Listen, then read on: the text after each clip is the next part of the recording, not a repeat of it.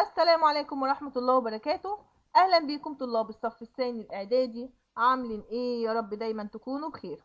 النهاردة بإذن الله هنحل مع بعض أسئلة الدرس الأول معانا في الوحدة الأولى تاريخ محمد صلى الله عليه وسلم، المولد والنشأة. احنا هنحل من كتاب ايه؟ كتاب الامتحان 2023. ولو عندكم أي سؤال اكتبولي في التعليقات وأنا هجاوبكم عليه. نبدأ يلا مع بعض. بسم الله. اختر الإجابة الصحيحة مما بين القوسين. توفى والد الرسول صلى الله عليه وسلم أثناء عودته من رحلة تجارية قادمة من بلاد الشام. حاول أبرهة الحبشي هدم الكعبة ليوجه العرب إلى زيارة كنيسته التي أنشأها في اليمن. طاف بالرسول صلى الله عليه وسلم حول الكعبة وسماه محمدا، طبعا ده كان جده عبد المطلب. أولى الحرف التي عمل بها الرسول صلى الله عليه وسلم ليساعد عمه حرفة، طبعا دي كانت حرفة الرعي. خرج الرسول صلى الله عليه وسلم تاجرا بمال السيدة خديجة طبعا خرج إلى بلاد الشام. اكتب كلمة صواب أمام العبارة الصحيحة وكلمة خطأ أمام العبارة غير الصحيحة مع التصويب. عرف العام الذي ولد فيه الرسول صلى الله عليه وسلم بعام الفيل، طبعا إجابة صحيحة. يمتد نسب الرسول صلى الله عليه وسلم إلى إسماعيل ابن إبراهيم عليهما السلام، طبعا إجابة صحيحة. مكث الرسول صلى الله عليه وسلم عند حليمة السعدية 3 سنوات، طبعا خطأ لأنه قعد عندها كام سنة؟ 4 سنوات مش 3. بعد وفاة أبو طالب عم الرسول صلى الله عليه وسلم تولى تربيته جده عبد المطلب، طبعا خطأ لأن العكس. بعد وفاة جده عبد المطلب تولى أبو طالب عمه هو اللي قام بتربيته.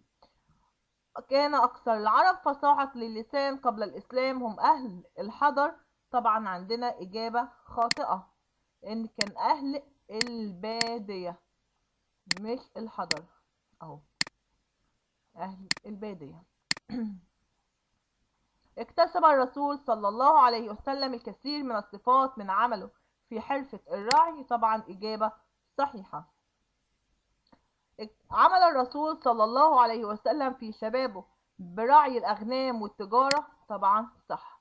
عرف الرسول صلى الله عليه وسلم في شبابه بالصادق الأمين، طبعا إجابة صحيحة. أنجبت السيدة خديجة من الرسول صلى الله عليه وسلم ولدين و4 بنات، طبعا إجابة صحيحة. من هو حاول هدم الكعبة عام 570؟ طبعا ده أبرهة، اهي من غير ما اكتب يعني المفروض تكونوا اهي أبرهة الحبشي. مرضعة الرسول صلى الله عليه وسلم التي أقام عندها 4 سنوات، طبعا دي حليمة السعدية. تولى تربية الرسول صلى الله عليه وسلم بعد وفاة أمه، طبعا ده كان جده عبد المطلب. الغلام الذي أرسلته السيدة خديجة مع النبي صلى الله عليه وسلم إلى بلاد الشام ليتاجر بمالها، طبعا ده كان عبدها أو خادمها ميسرة. بما تفسر تسمية العام الذي ولد فيه الرسول صلى الله عليه وسلم بعام الفيل. احنا قلنا ان العام اللي الرسول اتولد فيه سمي بعام الفيل، طبعا هنقول لان في هذا العام حاول أبرهة الحبشي حاكم اليمن والحبشة هدم الكعبة بجيش كبير بيضم عدد كبير من الفيلة، ولكن الله حفظ بيته وأهلك أبرهة الحبشي أو أهلك أبرهة وجيشه. محاولة أبرهة الحبشي هدم الكعبة بما تفسر. ليه حاول أبرهة الحبشي هدم الكعبة؟ هنقول لكي يصرف العرب عن زيارتها وتعظيمها وليتجهوا إلى الكنيسة أو إلى كنيسته التي بناها في أرض اليمن. قيام عبد المطلب بتسمية الرسول صلى الله عليه وسلم محمدا، طبعا هنقول ليكون محمودا في الأرض والسماء. إرسال الرسول صلى الله عليه وسلم إلى ديار بني سعد بالبادية، هنقول لأنه كان من عادات أشراف مكة أن يرسلوا أبنائهم لمرضعات في البادية ليكتسبوا فصاحة اللسان وقوة البنيان ورجاحة العقل. قيام الرسول صلى الله عليه وسلم برعي الأغنام في سن صغير، طبعا هنقول ليساعد عمه ويخفف عنه العبء لأنه كان فقيرا كثير الأبناء. حرص السيدة خديجة على أن يتاجر الرسول صلى الله عليه وسلم بمالها، طبعا هنقول لأنها أو بسبب ما عرف عن الرسول صلى الله عليه وسلم من العفة والطهارة، رجاحة العقل والأمانة والصدق. النتائج اللي ترتبط على محاولة أبرهة الحبشي هدم الكعبة، النتائج اللي ترتبط على كده طبعا ترتب على ذلك فشل في هدم الكعبة وحفظ الله بيته وأهلك أبرهة وجيشه. ايه كمان؟ طبعا هنقول تسمية هذا العام أو اللي هو عام 570 هذا العام بعام الفيل.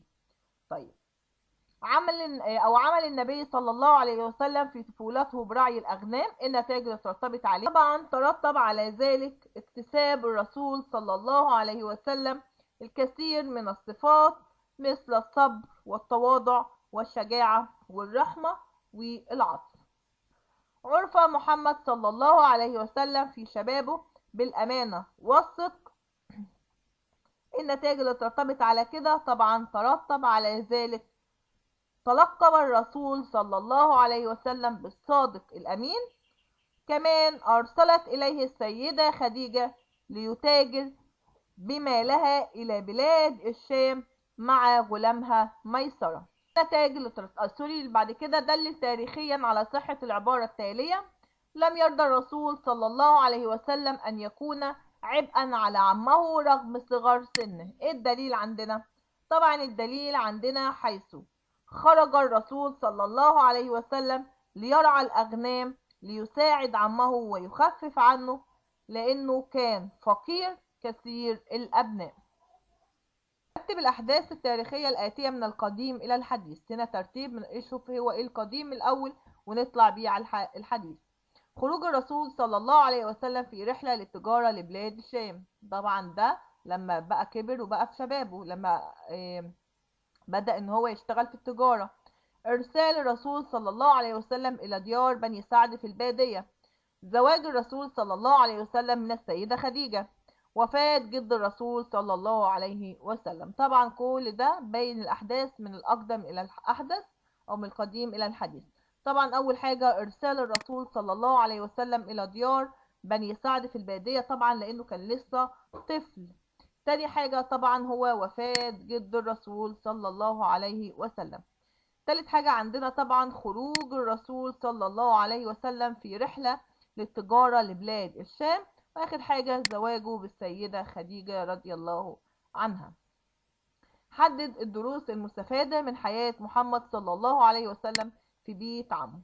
طبعا الدروس المستفادة ان هو تحمل المسؤولية، تقدير قيمة العمل والإنتاج، كل ديت من دروس مستفادة من حياة الرسول. املأ بطاقة التعريف الآتية في ضوء فهمك للدرس. البطاقة المحمدية، الاسم طبعا ده محمد ابن عبد الله، لا سوري هنا محمد، يبقى هنا يبقى محمد بس لأن هنا الاسم، لكن اللقب هيبقى الصادق الأمين. الأب هو عبد الله، يبقى هنا دي مش هتبقى هنا عبد الله، يبقى هنا محمد ده الاسم، الأب عبد الله، الجد عبد المطلب، المرضعة طبعا دي حليمة السعدية. تمام. مكان الميلاد، طبعا مكان الميلاد هو مكة، ده مكة. اللقب طبعا لقب بالصادق الأمين. الأم هي أمنة بنت وهب. القبيلة طبعا قبيلة قريش.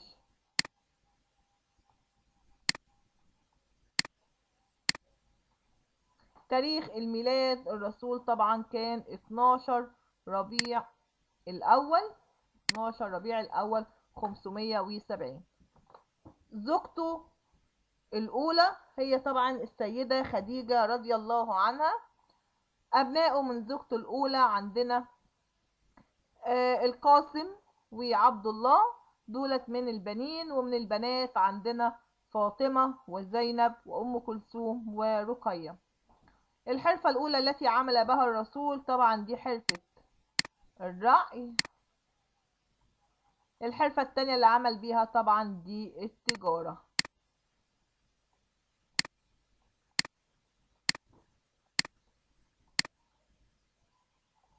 السؤال اللي بعد كده أسئلة للتميز، اختر الإجابة الصحيحة مما بين القوسين. تعرضت مكة عام 570 لغزو خارجي من جهة الجنوب، ليه؟ من بلاد اليمن. دفن والد الرسول صلى الله عليه وسلم بإحدى المدن المشهورة في شبه الجزيرة العربية قبل الإسلام، والتي تقع عندنا شمال مكة. شمال مكة اللي هي كانت مدينة يثرب أو المدينة المنورة. ما العلاقة بين كل من مكة قبل الإسلام وبلاد اليمن؟ العلاقة ما بينهم إن كان تجار مكة يقومون بتنظيم رحلة تجارية في فصل الشتاء إلى بلاد اليمن، وكمان إن تعرضت مكة لتهديد وغزو من قبل حاكم اليمن اللي هو أبرهة الحبشي عام 570. ما تقييمك لصدق كل عبارة مما يأتي؟ يرجع فشل حملة أبرهة الحبشية على مكة إلى قوة قبيلة قريش العسكرية. طبعا العبارة هنا غير صادقة. ليه غير صادقة؟ لأن طبعا الحملة فشلت، وذلك بيرجع لإيه؟ بيرجع لعناية الله سبحانه وتعالى وحفظ بيته وإهلاك أبرهة الحبشي وجيشه. طيب، أثرت الأنشطة الاقتصادية في ممارسة الرسول صلى الله عليه وسلم منذ صغره في تحديد بعض سماته الشخصية. طبعا العبارة هنا إيه؟ العبارة صادقة. طب ليه صادقة؟ طبعا لأن عمل الرسول صلى الله عليه وسلم بحرفة الرعي، واكتسب منها عدة صفات زي الأمانة والصبر والتواضع والرحمة. كده خلاص خلصنا أسئلة الدرس، ودرس بسيط جدا وكويس، ومفروض ان احنا دي معلومات احنا عارفينها عن رسولنا. فلو عندكم اي سؤال اكتبهولي في التعليقات وانا هجاوبكم عليه، واتمنى لكم التوفيق والنجاح. مع السلامة، في حفظ الله ورعايته.